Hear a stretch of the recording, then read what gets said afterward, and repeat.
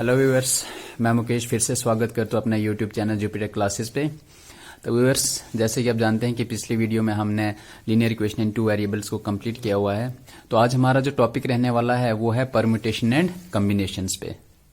तो guys, permutation and combinations को समझने के लिए हम पहले काउंटिंग प्रिंसिपल पढ़ते हैं कि काउंटिंग प्रिंसिपल जो है वो क्या कहता है। देखिए, काउंटिंग प्रिंसिपल हमारे पास दो टाइप्स के हैं। एक हमारे पास है मल्टीप्लिकेशन और एक है हमारे पास एडिशन।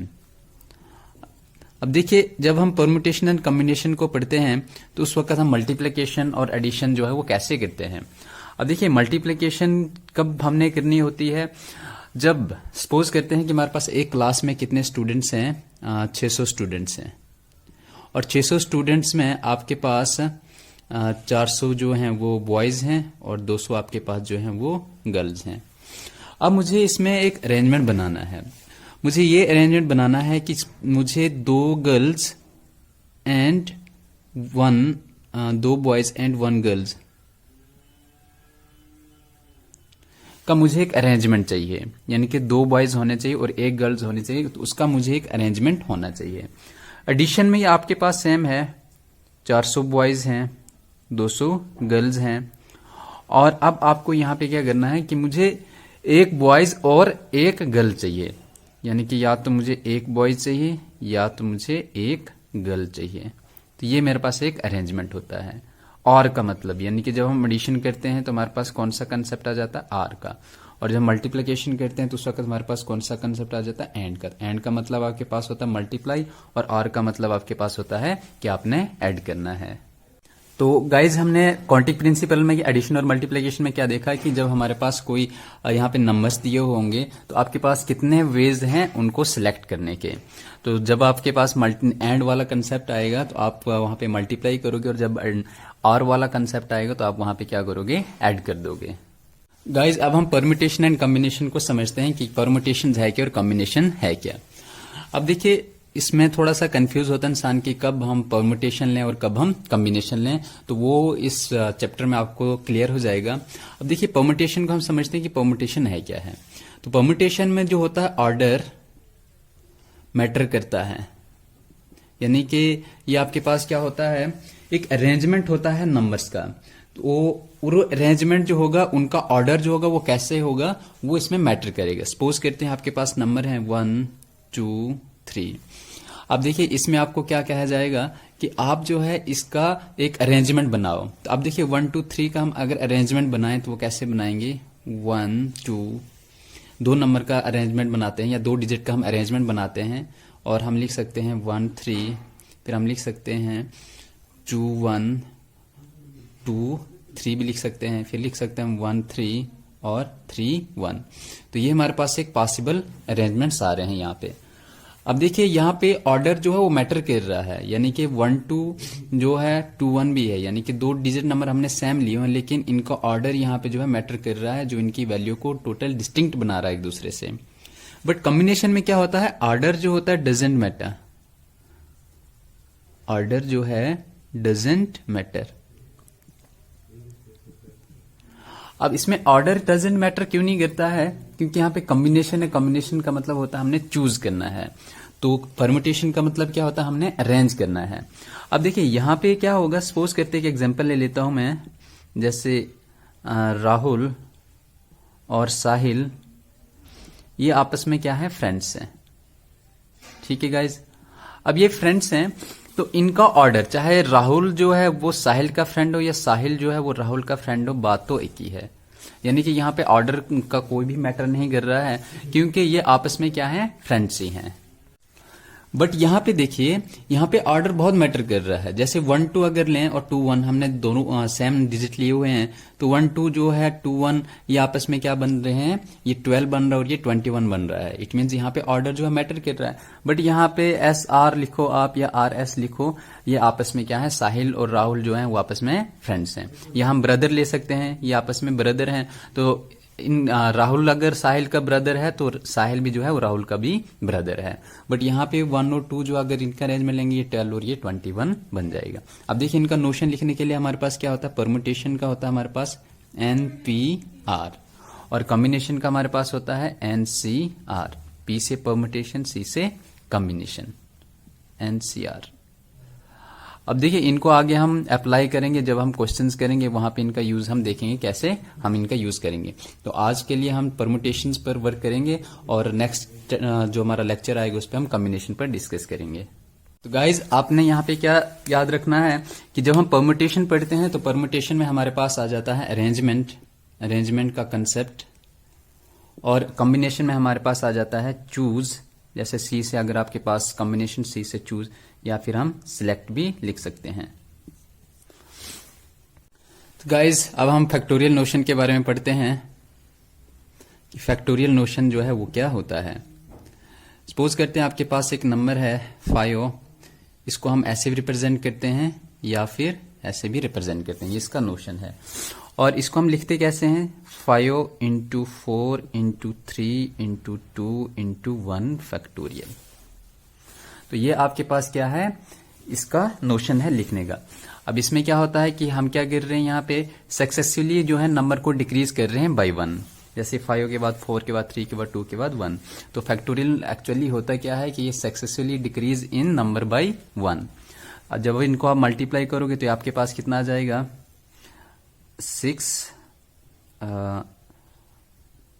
60 आपके पास आ जाएगा इसका आंसर।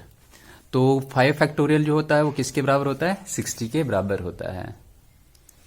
और यहाँ पे देखिए लास्ट पे 1 फैक्टोरियल जो है वो किसके बराबर होता है, वो 1 के ही बराबर होता है। और यहाँ पे एक और बात है, 0 फैक्टोरियल जो होता है वो भी किसके बराबर होता है, 1 के ही बराबर होता है। बिकॉज अगर यहाँ पे 0 की वैल्यू का अगर हम 0 ले लेंगे तो इस पूरी वैल्यू को 0 कर देगा, जो कि अनडिफाइंड हो जाएगा। तो इसलिए अपनी सिंपलिसिटी के लिए हमने क्या रखा है कि 0 फैक्टोरियल जो होता है वो 1 के बराबर होता है। अब देखिए यहाँ से एक फार्मूला हम जनरेट करते हैं कि n फैक्टोरियल जो है वो किसके बराबर होता है। हमने बोला है कि successfully decrease in number by 1। तो देखिए यहाँ पे आएगा n, उसके बाद आएगा n में से हम -1 कर देंगे, फिर n-2 कर देंगे, फिर n-3 कर देंगे, अप टू सो ऑन, ये चलता रहेगा। और लास्ट पे हमारे पास यहाँ पे क्या आएगा, जैसे n-n फैक्टोरियल। तो ये आपके पास लास्ट पे एक वैल्यू आ जाएगी।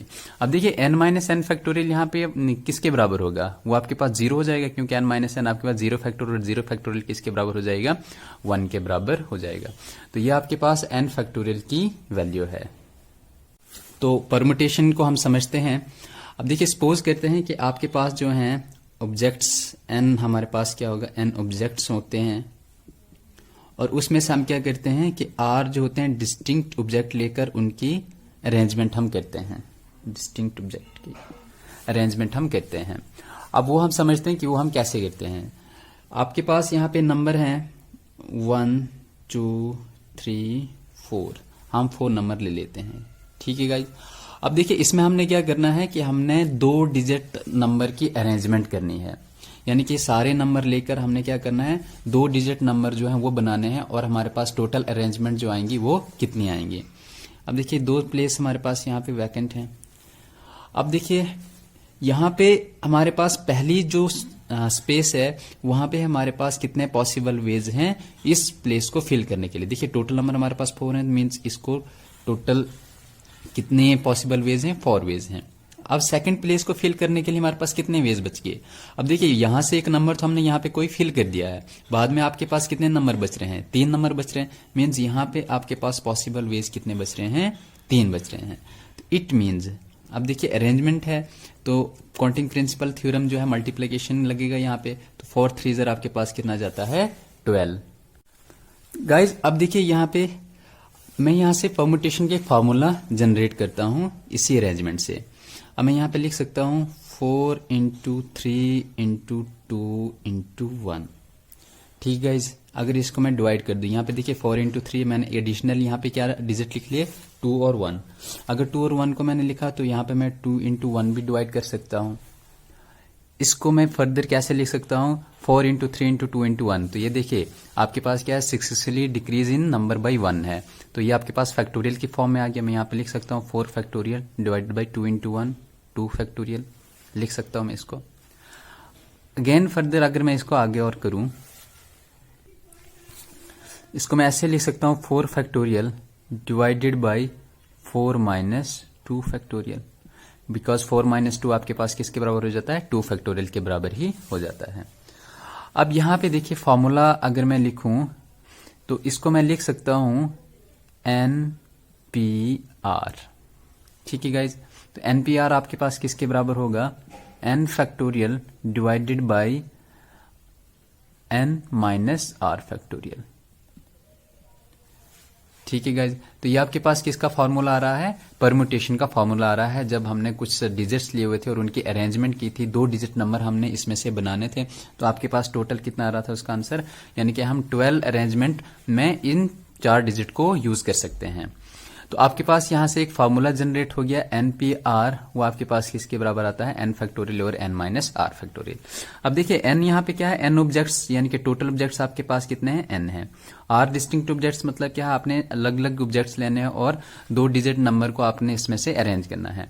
अब इसको मैं आगे देखिए फॉर्मूला में अगर यूज करूं तो NPR यानी कि 4PR आपने लिए 2 डिजिट नंबर यहाँ पे अरेंज करने थे।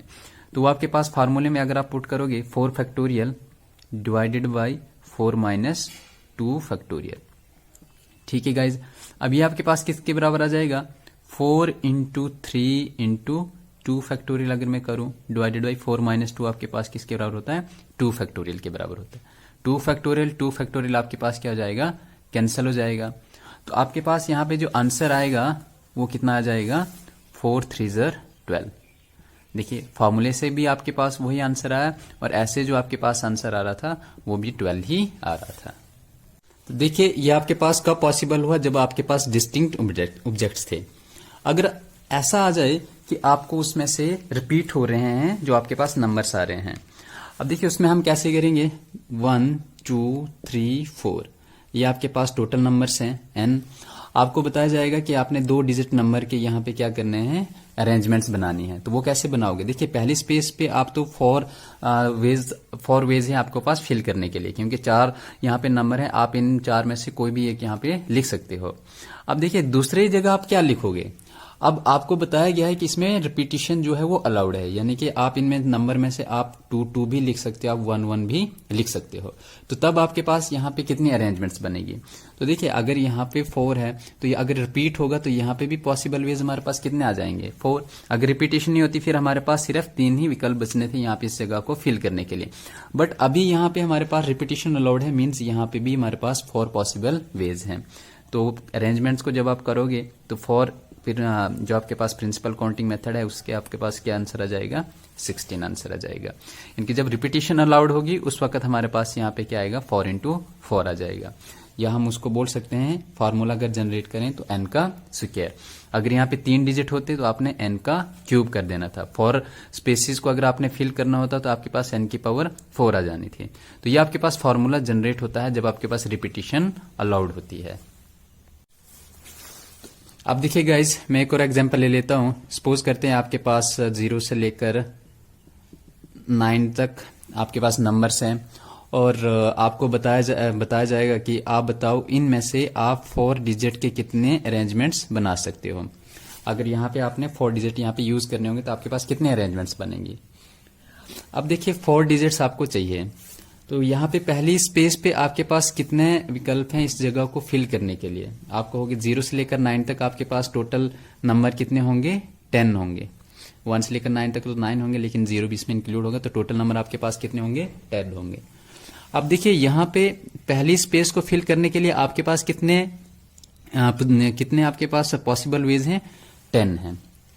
ऐसा बिल्कुल भी नहीं है, बिकॉज अगर हम यहाँ पे 0 को लिखेंगे 1 2 5 ऐसा हमारे पास कोई नंबर होगा तो उसको 4 डिजिट में तो हम इंक्लूड नहीं करेंगे, वो तो हमारे पास 3 डिजिट नंबर बन जाएगा, 1 2 5 ही बन जाएगा, क्योंकि नंबर से पहले 0 की तो कोई वैल्यू नहीं होती। हाँ बाद में हम उसको लगा सकते हैं, लेकिन पहले उसकी कोई भी वैल्यू नहीं होती है। तो पॉसिबल नंबर ऑफ वेज हमारे पास कितने होंगे, यहाँ पे पहली स्पेस को फिल करने के लिए सिर्फ 9। यहाँ पे हमारे पास पहली स्पेस को पॉसिबल नंबर ऑफ वेज कितने होंगे, सिर्फ 9 ही होंगे, क्योंकि 0 को हम यहाँ पे लिख नहीं सकते हैं। उसके बाद सेकंड जो पोजीशन आएगी हमारे पास यहाँ पे इस स्पेस को फिल करने के लिए हमारे पास अब कितने पॉसिबल वेज होंगे। अब देखिए यहाँ पे एक इनमें से पूरे नंबर में से एक नंबर को तो हमने यहाँ पे लिख लिया 0 के अलावा, लेकिन यहाँ पे अब हम जीरो को फिल कर सकते हैं, क्योंकि यहाँ पे जीरो को फिल करेंगे तो उसकी कोई वैल्यू हमारे पास बन जाएगी। अब जीरो को यहाँ पे अगर हम फिल करेंगे तो आपके पास यहाँ पे कितने पॉसिबल वेज और बनेंगे, 9 पॉसिबल वेज आपके पास और बनेंगे। उसके बाद यहाँ पे आपके पास कितने होंगे, क्योंकि 2 डिजिट्स को आपने यहाँ पे फिल कर दिया, उसके बाद आपके पास कितने डिजिट बचेंगे, 8 डिजिट बचेंगे। उसके बाद कितने डिजिट बचेंगे, 7 डिजिट बचेंगे, क्योंकि 3 डिजिट्स को आपने यहाँ पे फिल कर दिए। तब पॉसिबल होगा जब आपके पास रिपीटिशन अलाउड नहीं होगा। तो रिपीटिशन जब अलाउड नहीं होगा तो आपके पास यहाँ पे जो पॉसिबल वेज होंगे इन स्पेस को फिल करने के लिए, वो आपके पास ये आएंगे। तो यहाँ पे याद रखना, आपने यहाँ पे 10 नहीं लिख सकते हो, बिकॉज जीरो जो है वो स्टार्टिंग में उसकी कोई भी वैल्यू नहीं बनती है। जब आप इसको मल्टीप्लाई कर रहे होंगे प्रिंसिपल काउंटिंग मेथड से, तो ये आपके पास क्या आ रहा होगा, यानी कि आपके पास आएगा 4536। तो इतने आप जो है 4 अरेंजमेंट्स के डिजिट को आप बना सकते हो, अगर 0 से लेकर 9 तक आपने अगर डिजिट लेने हैं तो। जैसे एक और एग्जांपल हम यहाँ पे करते हैं, आप फोन नंबर जैसे अपना यूज करते हो, तो जो आपके फोन नंबर्स के जो नंबर्स जनरेट होते हैं वो कैसे जनरेट होते हैं, तो वो भी इसी परमुटेशन से ही अरेंज होते हैं। देखिए 0 से लेकर 9 तक आपके पास डिजिट हैं, तो आपके यहाँ पे सपोज करते हैं पहले जो 2 डिजिट हैं वो उन्होंने फिक्स रखे होते हैं, जो कंपनी का एक कोड होता है। जैसे हम ले लें तो जो एयरसेल कंपनी था उसका कोड था आपके पास 72। तो देखिए ये जगह यहाँ पे आपके पास फिक्स हो गई है। तो उसके बाद वो क्या करते हैं कि इन 8 प्लेसेस को वो डिफरेंट अरेंजमेंट से फिल करते हैं, जैसे 3, 4, 5, 6, 7, 8, 9, 10। ठीक है, तो ये आपके पास 10 प्लेसेस थे। आपके पास नंबर जनरेट करने के क्या क्या तरीके आ सकते हैं।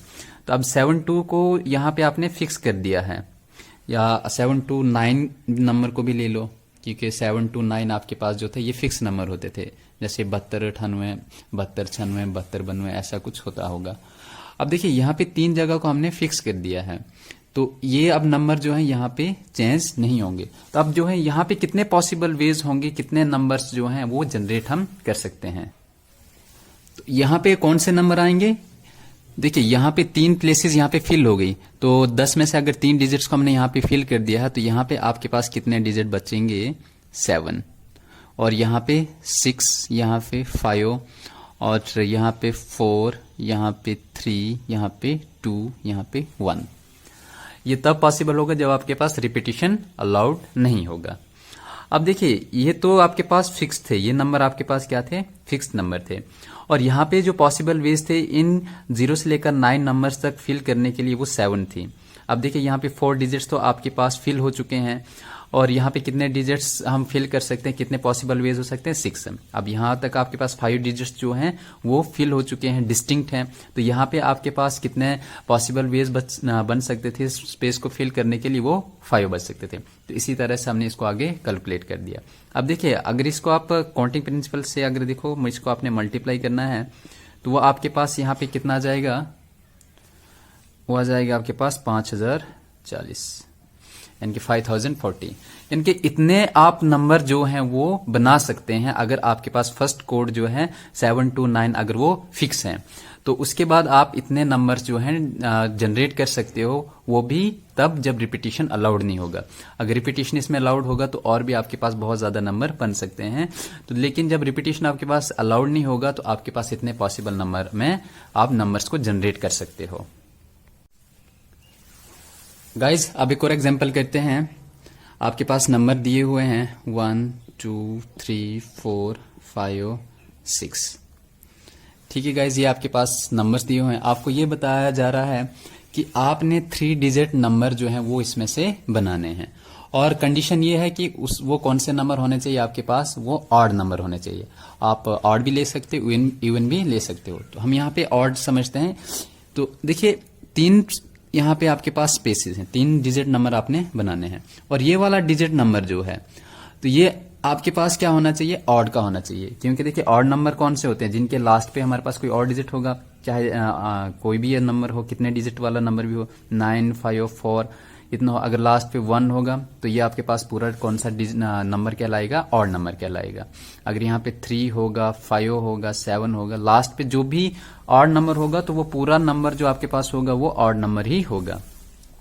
इट मीन्स यहाँ पे मेरे पास देखिए ऑड नंबर आना चाहिए। तो ऑड नंबर आपके पास इस पूरे नंबर में कितने हैं, 1, 3 और 5, यानी कि आपके पास 3 यहाँ पे ऑड नंबर हैं जो आप यहाँ पे आप फिल कर सकते हो। तो देखिए आपके पास पॉसिबल वेज कितने हैं इस जगह को फिल करने के लिए, 3 पॉसिबल वेज हैं।